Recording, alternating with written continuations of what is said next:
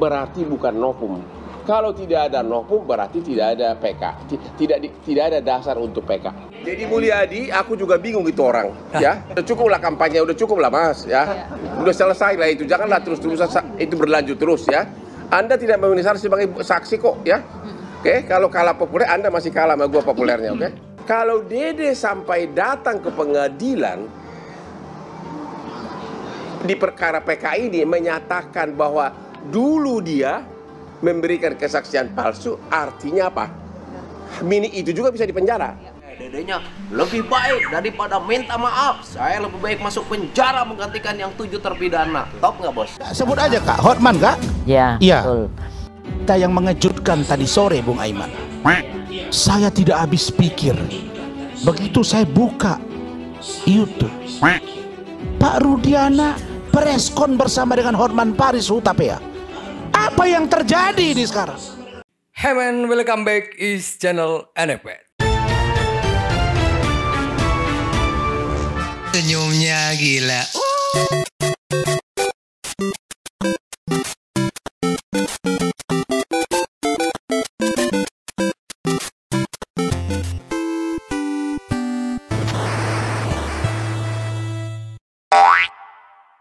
Dan kabar mengejutkan dari pengacara kondang Pak Hotman Paris yang sekarang sudah menepi di kubu Ibtu Rudiana, dan juga keluarga Vina ikut menepi juga ke Ibtu Rudiana. Jadi ini ada dua kubu ya, ada dari kubu Pak Ibtu Rudiana dan kubu keluarga Vina melawan kubu dari KDM dan 7 tersangka. Dan di sini terlihat Pak Hotman Paris sangat menggebu-gebu ya. Kita lihat videonya. Hendak memberikan beberapa tanggapan atas perkembangan akhir-akhir ini, ya. Yang pertama terkait dengan permohonan PK dari Sakatata, ya, di mana tidak ada novum, okay? Novum itu artinya adalah bukti yang sudah ada sebelum perkara dimulai tapi tidak ditemukan, itu arti novum. Bukti yang sudah ada tapi tidak ditemukan sebelum perkara dimulai sehingga tidak sempat diajukan zaman dulu, itu arti novum. Oke. Kalau foto yang diajukan itu yang disebutkan novum sudah diajukan sebagai bukti dalam perkara, berarti bukan novum. Kalau tidak ada novum berarti tidak ada PK, tidak ada dasar untuk PK. Jadi dasar masuknya udah tidak ada. Di sini jelas Pak Hotman Paris bilang untuk novum dari kuasa hukum 7 terpidana itu tidak sah ya, ditolak karena novum itu tidak berlaku, itu kata Pak Hotman Paris. Mereka mendalilkan ada itulah foto dari marhumah Vina sama Eki, di mana disebutkan karena tidak ada luka-luka, artinya mulus gitu loh, ya. Oleh mereka menganggap itu adalah merupakan bukti korban kecelakaan. Itu salah total. Justru kalau korban kecelakaan harusnya, ya, kalau sampai meninggal keseret jalanan, ketimpa pasti kan harus hancur dong kulitnya ini. Nah, Pak Hotman Paris juga mengatakan bukti foto-foto yang diberikan oleh 7 tersangka, mengingat Sakatata mengajukan PK, Pak Hotman Paris bilang ini adalah tetap murni sebuah kasus pembunuhan.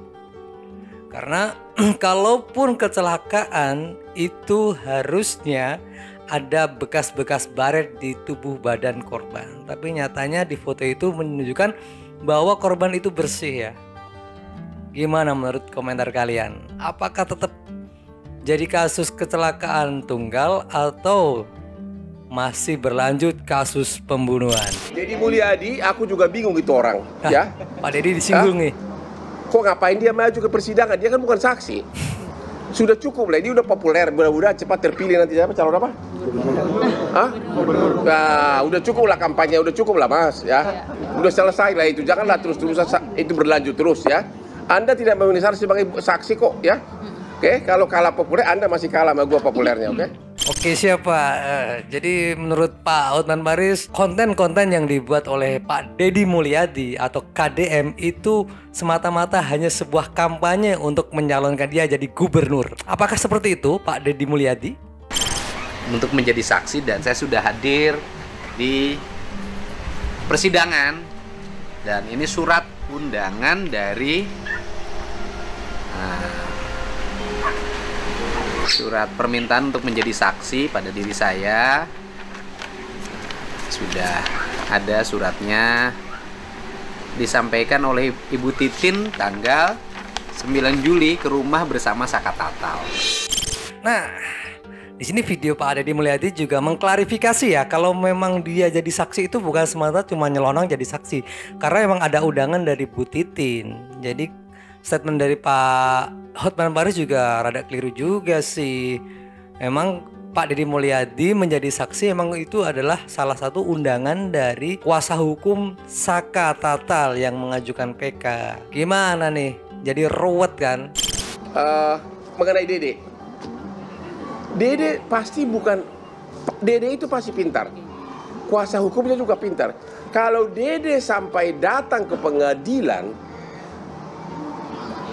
di perkara PK ini menyatakan bahwa dulu dia memberikan kesaksian palsu, artinya apa? Mini itu juga bisa dipenjara karena sumpah palsu. Ya, jadi mungkin itu dia sudah sadar, makanya dia tidak datang. Klarifikasi dari Bang Deddy Mulyadi dan Dede ya, kenapa dia nggak pergi ke persidangan di kasus PK Saka Tatal? Dedenya lebih baik daripada minta maaf. Saya lebih baik masuk penjara menggantikan yang 7 terpidana. Top nggak bos? Untuk hadir di persidangan, kemudian hadir memberikan kesaksian, pemeriksaan di Mabes Polri, di Polda, dan dimanapun, itu harus seizin dari tim pengacara, bahkan didampingi. Dan ingin membantu Saka Tatal. Sangat ingin kan? Ingin bersaksi apa yang Dede rasakan, Dede lihat, Dede dengar. Tetapi langkah-langkahnya kita tidak bisa jalan sendiri kalau kuasa hukum tidak memberi izin kan gitu. Nah kan, itu adalah klarifikasi dari Pak Deddy Mulyadi dan Dede. Ya meskipun dan kalaupun dari tim Dede itu kalah, Dede juga siap dipenjara untuk menggantikan 7 tersangka. Itu adalah statement dari Bang Dede ya. Jadi kalau Pak Hotman bilang Dede itu takut ke persidangan karena takut terbongkar kebohongannya, itu salah sih kayaknya sih. Karena kita udah lihat statement dari Pak Dede dan Pak Deddy Mulyadi juga bilang Dede tidak akan takut, gas terus. Saya dari awal itu meyakini, saya dan keluarga meyakini bahwa ini Mbak Merliana. Oke lanjut ya, Mbak Merliana. bukan. Kami keluarga tidak terima bahwa ini dikatakan laka lantas. Karena luka-luka yang adik saya alami itu berbeda jauh dengan kecelakaan. Kalau dibilang kecelakaan. Motornya nggak rusak ya? Saat itu saya lihat enggak. Nggak rusak ya? Enggak. Terus luka-luka di tubuh yang keseret mobil nggak ada? Enggak ada. Nggak ada? Enggak ada. Ya. Hanya ini kepala itu lunak, terus kaki sama tangan itu remuk. Tulangnya itu remuk, udah ngelampre gitu tuh Pak. Ini gimana sih Mbak Markona, Mbak Mariana itu gimana sih? Kadang kalau diwawancarai atau di podcast mana itu ke sana, kadang ke sini. Dan di sini dia sudah ada di kubu Pak Ibtu Rudiana dan Pak Hotman Paris sebagai kuasa hukumnya. Jadi makin seru ini. Ada 2 kubu ini jadinya. Jadi ada 2 kubu yang sama-sama kuat, yaitu kubu Pak Ibtu Rudiana dan kubu dari KDM. Sama-sama ada 2 kuasa hukum, Pak Okto dan Pak Hotman Paris. Keren. Ini ada statement dari Bang Rasman yang ngamuk-ngamuk dia. Dia ngamuk-ngamuk, kayak apa ngamuk-ngamuknya? Kita langsung lihat videonya. Sebut aja Kak, Hotman Kak? Ya, Iya. betul. Kita yang mengejutkan tadi sore Bung Aiman. Saya tidak habis pikir. Begitu saya buka YouTube, Pak Rudiana preskon bersama dengan Hotman Paris Hutapea. Apa yang terjadi ini sekarang? Oh, jadi Pak Rasman merasa cemburu ya, karena Pak Hotman Paris tiba-tiba masuk ke dalam kubu Ibtu Rudiana dan dianya nggak dipanggil. Lanjut video. Setahu saya Pak Rudiana memberikan kuasa kepada Bu Elsa dan kawan-kawan. Saya tidak salahkan Pak Rudiana, Bung. Karena mungkin dia resah dan gelisah. Oh, Melihat tekanan yang dialami. Benar. Tapi setahu saya, sebentar. Setahu saya. apa anehnya, apa janggalnya di situ? Yang janggal menurut saya, kita kan lawyer. Oke? Kita kan tahu aturan. Adabul ikhtilaf bil Islam. Oh, Masya Allah. Ada adab kalau kita berbeda pendapat atau mengambil klien. Apakah pernah Hotman Paris nanya ke Elsa, apakah kakak izinkan dia datang ke situ? Tolong kakak jawab pakai mika. Jadi Bang Rasman merasa terkucilkan karena nggak dipanggil-panggil dari kedua kubu, maupun kubu dari tutur sangka atau KDM, atau masuk di kubu Ibtu Rudiana. Bang Rasman harus semangat dong, ya kan? Nggak apa-apa gitu, mending di tengah-tengah aja bikin rame gitu, biar suasana biar lebih fresh. Jadi gimana teman-teman? Ini ada dua kubu yang sama-sama kuat. Jadi kemarin itu hampir 70 atau 80% ini kasus Vina udah mau selesai, udah terang benderang ya.